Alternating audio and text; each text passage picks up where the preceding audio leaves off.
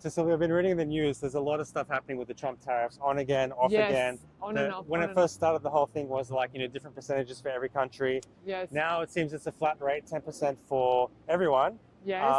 Australia, Iran, everyone, it's 10% for everyone. Yes. But except for China, which is 145%. Yeah. Which is a little bit interesting, yeah? Right? Yes. What do you think about that? Yeah. Okay.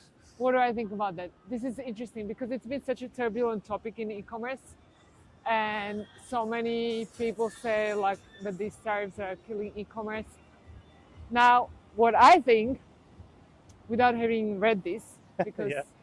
as you know, we tend to work in a symbiotic relationship where you read it, you tell me about it, and I tell you my opinion. Ooh, somebody's having a party There's a here. party in there. Just have a look. There's like a restaurant. There's a party in there. Woo, woo, woo. Yeah. So what I think is that as much as business owners, we don't like uncertainty, and we obviously don't want our business to be not competitive and killed and all of that stuff. I first of all think that there is going to be a lot of unknown and a lot of more turbulences to come, but that's not necessarily a bad thing. Like, my whole point is that that's not necessarily a bad thing, that there is a lot of unknowns, because whilst I might not agree with all of that stuff that's going on, change, typically the people who can adapt to change first, the entrepreneurs who can adapt, win.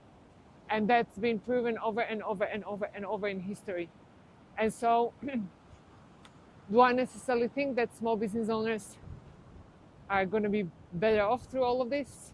I don't think so.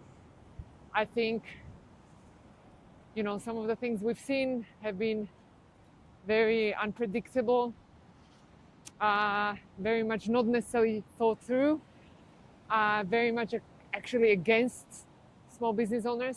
But having said that, I also think that, as always, there is going to be what's called a loophole. Point A, point B, point C, the place of origin. I think we will find very, very soon companies who will take opportunities out of this and will provide services that previously didn't exist. And so I think e-commerce is a $6.3 trillion industry. So there is going to be a solution. And do we have it now? No. Yeah. But is there going to be one? Yeah, I think so. Yeah, I think there's a lot more to come. I think it's too early to say. Like, it's painful for small business owners right now, for sure. Yeah. I don't know what the solution is right now, but there's a lot of, things on again, off again every second day, right? Yes. So I think we just have to wait and see. And Yes. diversifying products away from China is probably a good thing. But it's complicated. I think it's oversimplified. It's a complicated topic. So It's a complicated topic, but I also think that, the really important part is to hold steady now. Yeah. Like, not necessarily order big volumes and clear through customs like right now. Yeah. Because it's like with the markets recently, right? Like, you don't want to ever time the market. Yeah.